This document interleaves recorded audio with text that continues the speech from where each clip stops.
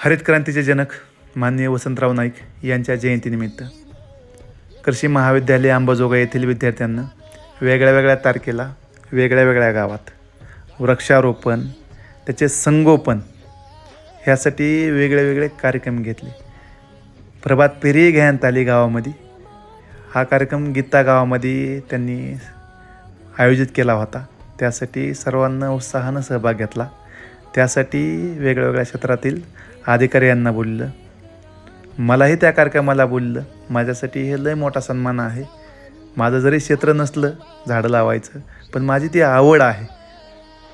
त्यासाठी मी प्रथम कृषी महाविद्यालयाच्या विद्यार्थ्यांचं खूप खूप धन्यवाद. मला एवढा मान दिला. कार्यक्रमाला मान्यवरानं भाषणामधून त्याचं महत्त्व सांगितलं, झाडांचं, येणाऱ्या काळाची त्याची गरज सांगितली. मलाही बोलण्याची संधी दिली. मला काय बोलता येत नाही विशेष, पण जसं माझ्या तुटक्या फुटक्या शब्दामध्ये बोललो मी. येणाऱ्या काळाची गरज आहे वृक्षारोपण, आणि आपल्याच्यानं झालं शक्य ते एक प्राणी एक पक्षी कसा जगल ह्याचे प्रयत्न करा.